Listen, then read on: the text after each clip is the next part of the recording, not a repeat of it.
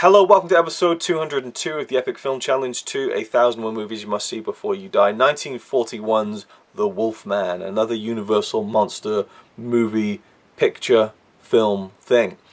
This following on kind of from The Phantom of the Opera, we have, the son of Lon Chaney Jr. playing Larry Talbot, a man who comes home after many years after his brother has died to help his father, John Talbot, with the Talbot estate. And Sir John Talbot is played by the incredible Claude, who's just one of my favourite actors from this period. He's so good. Amazing in The Invisible Man and so on. But and I really like him in this film. And this film, The Wolfman, is a really interesting one because I think 2 years ago I watched this one and the remake with Benicio del Toro, which was okay, but I can't remember anything about it, which really speaks to how memorable it really was. But when I watched this original one, The Wolfman from 1941, I thought it was really good. I enjoyed it, and that was it, really. I didn't think it was that great. Watching it now, I loved it. It goes to show you, man, revisiting films can really change everything. This, to me, was the difference between watching a film that I rated 3.5 out of 5 to a film I now rate 4.5 out of 5. And I wouldn't put it towards the high end of 4.5, maybe like 4.25 out of 5, but I really loved watching this again. I enjoyed revisiting it, and I appreciated things in it a lot more. And it follows Larry Talbot, played by Lon Chaney Jr., the son of the great Lon Chaney, who was such a big, again, we talked about it, the big figure of monster characters, kind of a big character actor of the silent era.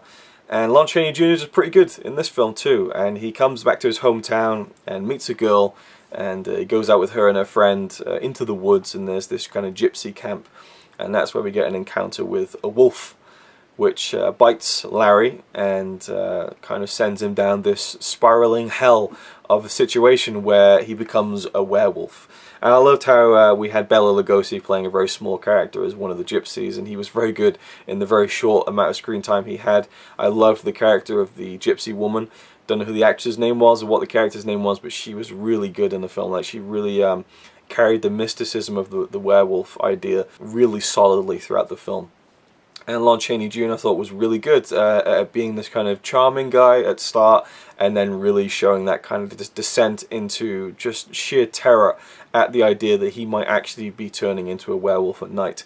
There's a poem that is recited multiple times in the film about a werewolf that a lot of people thought was an actual old poem, but it was actually written for the film. But I loved the idea in this film. What really made this film so much better to me, and I'd really forgotten this from when I first watched it, was that they delve into the idea of it being psychological.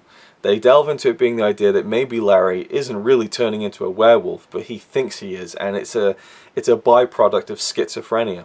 And where Claude really shines in the film is when he's talking to his son about this kind of stuff, and he's like, "Look, this is just the sickness of the mind and stuff like that." I'm paraphrasing very loosely, but when he realizes that his son is really involved with these maulings that are going on with this wolf, that it might be something to do with him, he really tries to kind of talk his son down, and then eventually kind of says, "Oh well, no, it's all fine."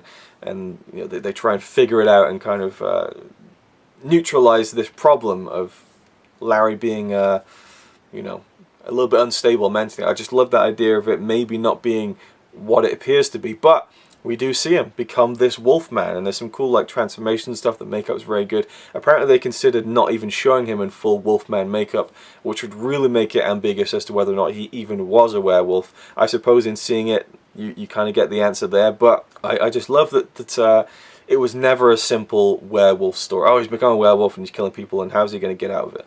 It was, well, maybe he isn't. Maybe he's going crazy. Maybe it's the schizophrenia that's coming to fruition in his brain or something. So, and I loved the way the film looked, as most Universal monster movies look. The set design is great. The moody atmosphere. There's a lot of scenes that take place in that kind of wood, where the gypsy camp was and so on. They must have recycled some of that stuff at different parts of the film, but still, the lighting and the atmosphere, the fog is so well done in the film. And I just like the characters. Maybe the girl who Larry is pursuing isn't the best actress in the world, but I love Claude Rains. I really liked Lon Chaney Jr. in the film, and I liked the small, compact story that it told. Is it a film you should see before you die? I don't think so. It's not that great, but I really loved it. It's hard to explain, but it's something like maybe, and I can't believe I'm referencing this in a video about the Wolfman, but I think of the Last Action Hero, the Arnold Schwarzenegger film. Do I think that's a film you should see before you die? Probably not.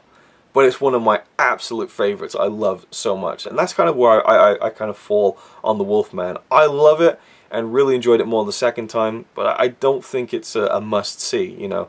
I feel like that idea of man becoming a monster has been done a lot better in other movies and in other Universal monster movies that I've already talked about so far. So, and I think this is the final one, actually, the final Universal Monsters movie that I have to review for the Epic Film Challenge 2. But yeah, it's almost a yes, but I'm going to say no, ultimately. I don't think that it's anything really special, but I really, really love it. It's an odd thing to say, but that's how I kind of feel about it, and that's where I'm going to keep my final decision. My gut feeling is it's a no, but I do really enjoy it, and we'll definitely go back to it again, unlike the remake with Benicio del Toro, which, yeah, I can't remember any details of that one, really. Anthony Hopkins was in it. That's about it, you know. So, yeah, Lon Chaney Jr., obviously, he's no patch on his old man, but he did a good job here, I thought, and I liked the makeup, and yeah, I'm just listing stuff that I liked. It was a really good film that I enjoyed incredibly well, but not quite a film that you should see before you die. Thanks for watching, and I'll see you with the next one.